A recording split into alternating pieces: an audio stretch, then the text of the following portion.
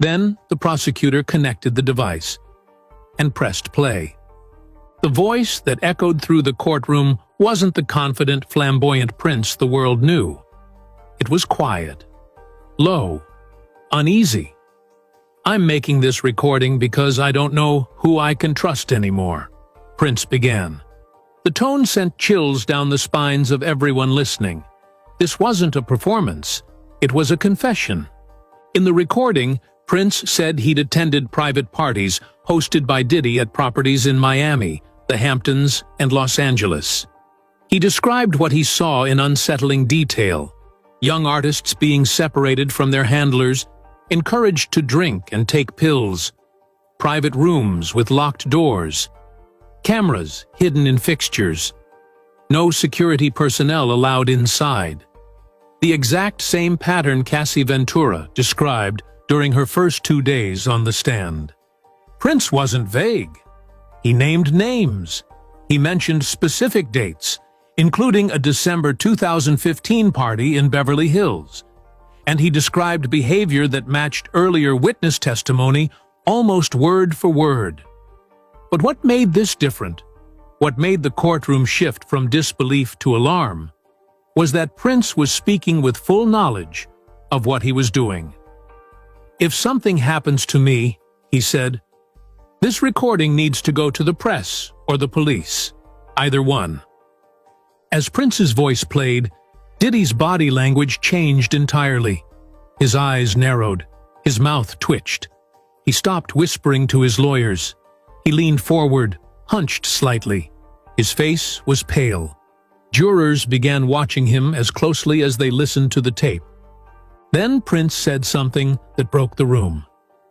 "These aren't just parties. They're traps." The silence was so complete, you could hear Prince breathing between words. In the back row, a woman visibly cried.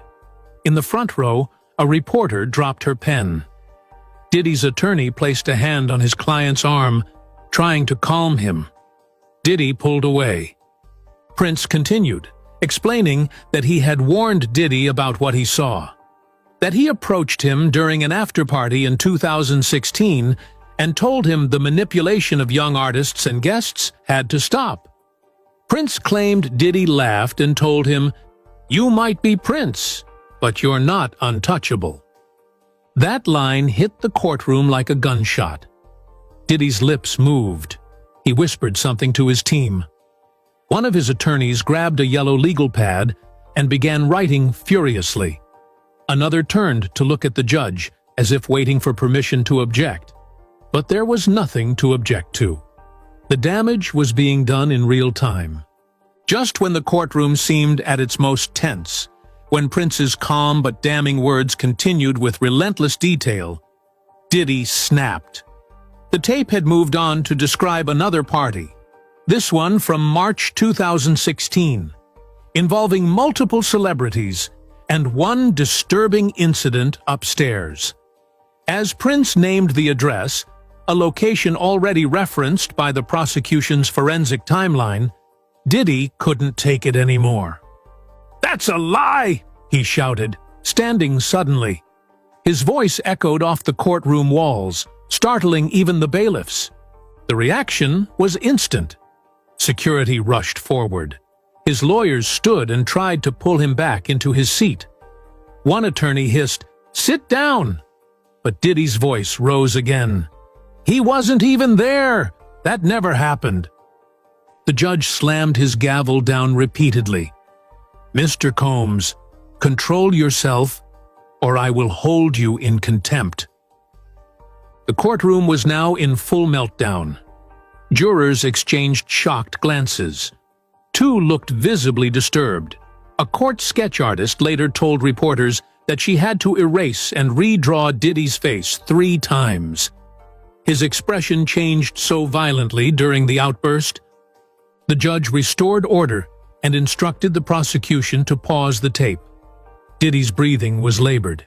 His hands trembled on the defense table. His pristine image, the billionaire mogul, the unbothered icon, was gone. And in its place sat a man, visibly panicked, cornered, and crumbling in front of a jury. For the prosecution, this was no accident. Court insiders later confirmed what many suspected. They'd timed this tape deliberately. After days of slow build-up, small testimonies, and methodical cross-examinations, they chose this moment, day 3, because they believed it would be when Diddy's guard was finally down. And it worked. He showed the jury everything they needed to see. Rage, guilt, loss of control, all without anyone cross-examining him. And Prince's voice hadn't even finished. After a brief recess to regain control of the courtroom, the judge instructed the prosecution to resume playback of the Prince audio. But by then, the atmosphere had completely changed. No one whispered. No one typed. Even the court sketch artist had stopped drawing. All eyes were locked on the courtroom speakers. The voice of a dead man now controlled the most powerful room in entertainment law. Prince's voice picked up where it left off, with him describing what he called an organized system of manipulation that he had seen firsthand. He spoke slowly, choosing his words like a man who knew what he was saying might never be heard again unless the worst happened. "What I've seen, it's not something you can just forget," he said. "They make it seem glamorous, but I've watched it ruin people." He referenced parties hosted at Diddy's private residences. Again, not just vague recollections, but exact details. Layouts of rooms, names of guests, even the color of the furniture in certain lounges. It all lined up with earlier testimonies from Cassie Ventura and 2 other unnamed witnesses. Most chilling, however, were Prince's references to NDAS and hush payments. "I've seen the contracts," Prince said in the recording. "I've seen the money change hands. $2 million here, $1.5 million there, and I've seen what happens to the people who try to leave. They disappear, not physically, but musically, socially. Gone." Diddy, still seated but visibly shaking, stared straight ahead with a blank expression. His eyes didn't blink for nearly a minute, according to a court reporter seated behind him. One of his lawyers quietly passed him a folded tissue. He didn't take it. Then Prince dropped another bomb. "I warned him at the Grammy after-party," he said, referring to Diddy. "I told him, flat out, this is going to catch up to you. He told me, you might be Prince, but I own this game, and people like you don't change it. They get erased." That line reverberated through the room like thunder. Diddy didn't react outwardly, but his jaw tensed. A juror in the front row shook her head. Another leaned back, stunned. This wasn't just a piece of evidence anymore. It was a character assassination with surgical precision. From someone with no reason to lie, no stake in the trial, and no possibility of being cross-examined. Prince, from beyond the grave, was painting a portrait of Diddy not as a flawed man, but as a manipulative predator with a carefully crafted empire of silence and control. And the prosecution wasn't even finished with the tape. If you've ever watched a trial fall apart in real time, this was the moment. The prosecution had built a slow-burning fire with Cassie Ventura's 4 days of testimony, threading together years of abuse, manipulation, and secrets.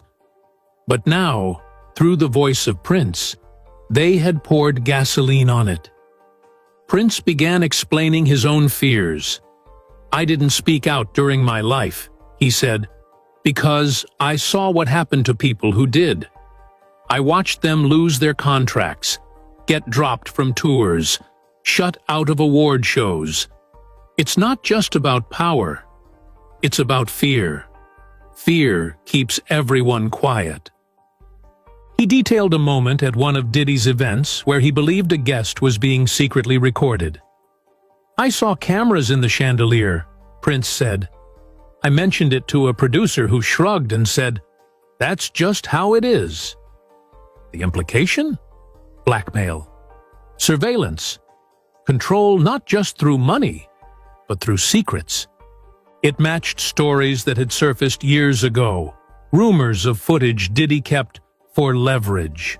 None of it ever confirmed. Until now. Prince didn't speculate. He documented. I've got files, he said.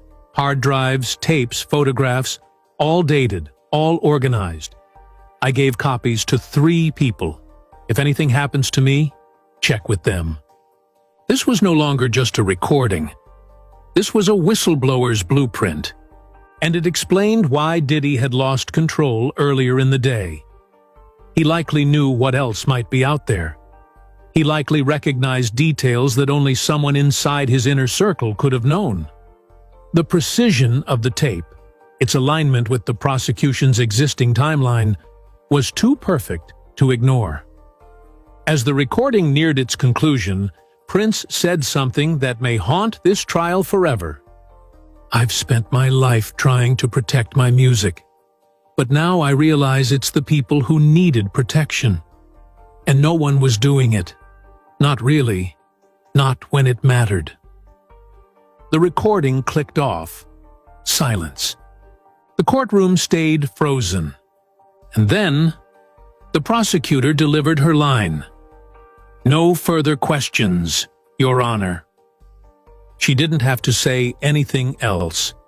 Prince had done the heavy lifting. From the grave.